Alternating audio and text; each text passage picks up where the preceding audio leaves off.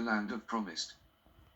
Egypt, the first sojourn of Israel. Then Yahweh saved the Israelites from the hands of Egyptian. At Mount Sinai the Most High Yahweh gave the 10 Commandments to Moses, and the Israelites agree with the covenant. The Israelites settle in the land of Canaan and name it Israel. The 12 tribes multiply in and became strong nation.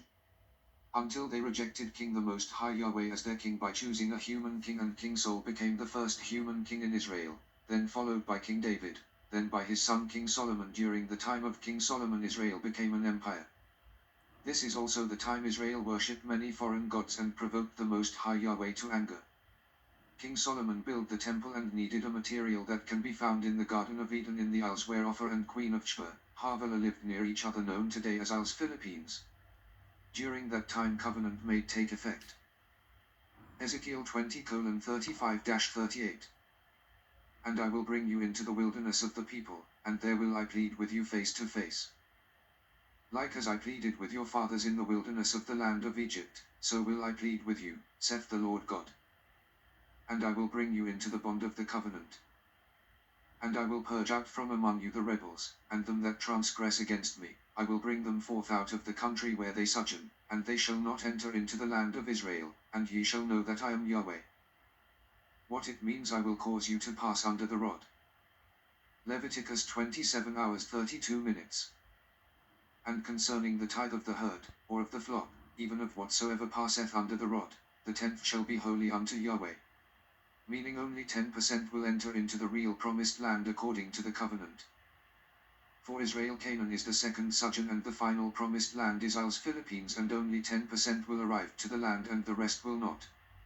Instead the 90% went to captivity because of their rebellion and transgressed the law. During King Solomon and King Hiram time the prophecy of prophecy Isaiah fulfilled. Isaiah 60:9. Surely the isles shall wait for me, Yahweh, and the ships of Tarshish, first ships of King and King Hiram, to bring thy sons the 12 tribes of Israel from far, their silver and their gold with them, unto the name of Yahweh thy Elohim, and to the Holy One of Israel, because he hath glorified thee. Many of the 12 tribes of Israel migrated in the isles known today as Philippines. The Most High Yahweh fulfilled his covenant with Abraham, Isaac and Jacob. According to the covenant made, the 12 tribes of Israel arrived in the promised land known today as the islands of the Philippines. For 3,500 years the 12 tribes of Israel lived peacefully and abundantly in the land, milk and honey. Their currency is gold and silver. Their estate is the land of Adam and Eve.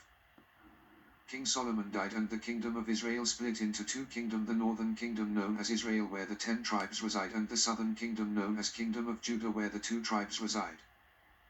Jeroboam king of Israel removed the Levites priest in their priestly office. 2 Chronicles 11:14. The Levites even abandoned their pasture lands and property and came to Judah and Jerusalem, because Jeroboam and his sons had rejected them as priests of Yahweh. 2 Chronicles 9:21. For the king's ships went to Tarshish with the servants of Huram. Every 3 years once came the ships of Tarshish bringing gold, and silver, ivory, and apes, and peacocks. After 3 years the Levites priest assigned to the 10 tribes of Israel could not be found Jerusalem. Why? Because all have migrated in the Isles Philippines. This are the 10% holy unto King the Most High Yahweh. The 12 tribes lived in the Isles Philippines for 3,500 years. 2 Chronicles 20:35-37. And after this did Jehoshaphat king of Judah join himself with Ahaziah king of Israel, who did very wickedly. And he joined himself with him to make ships to go to Tarshish, and they made the ships in Ezionabah. Then Eleazar the son of Dodavah of Mareshah prophesied against Jehoshaphat, saying, Because thou hast joined thyself with Ahaziah, the Most High Yahweh hath broken thy works. And the ships were broken, that they were not able to go to Tarshish. The Most High Yahweh did not allow the 90% to come to offer Tarshish because the covenant already fulfilled. Because the 90% already been judged for their rebellion and purged into captivity. Then become well known as the lost tribe of Israel, the rejected sheep. Not allowed to enter the real promised land, the Isles Philippines. Thus world knows because this happened to the kingdom of Israel. Ezekiel 17:2-18. 2 eagles and a vine. One eagle represents King Solomon and the other eagle represent King Hiram. Vine represent kingdom of unified Israel. Long feathers and full plumage of varied colors represent the 12 tribes of Israel. Seedlings of vine means Israel seed the 12 tribes of Israel. Wilderness represent Isles Philippines. The seed is planted in the wilderness in the Isles Philippines. 17 The word of Yahweh came to me, Son of man, set forth an allegory and tell it to the Israelites as a parable. Say to them, this is what the sovereign Yahweh says, a great eagle with powerful wings, long feathers and full plumage of varied colors came to Lebanon.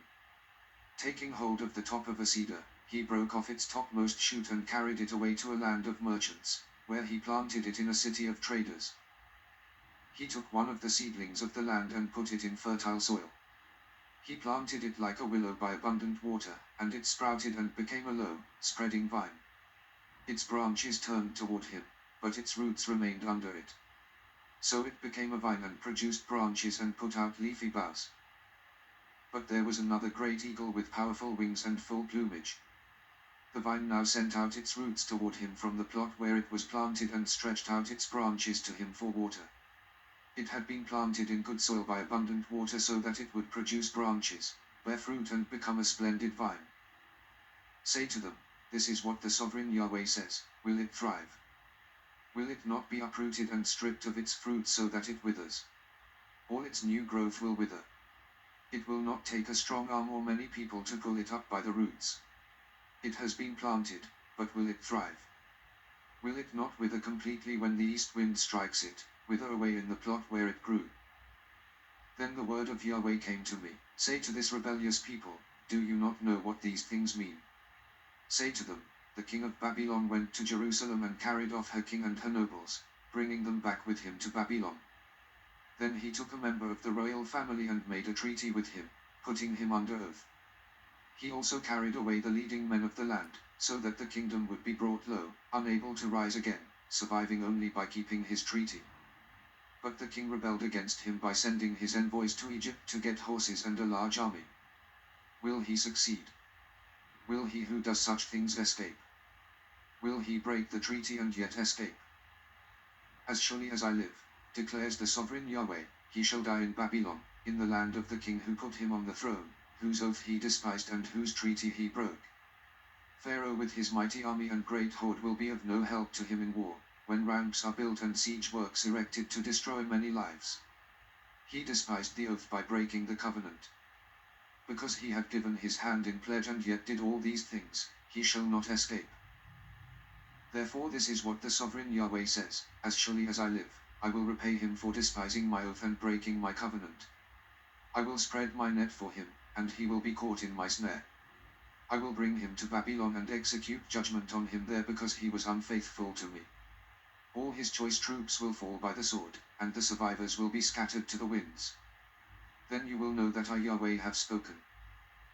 This is what the sovereign Yahweh says, I myself will take a shoot from the very top of a cedar and plant it, I will break off a tender sprig from its topmost shoots and plant it on a high and lofty mountain.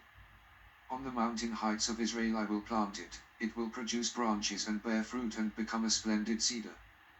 Birds of every kind will nest in it, they will find shelter in the shade of its branches. All the trees of the forest will know that I Yahweh bring down the tall tree and make the low tree grow tall. I dry up the green tree and make the dry tree flourish. I Yahweh have spoken, and I will do it.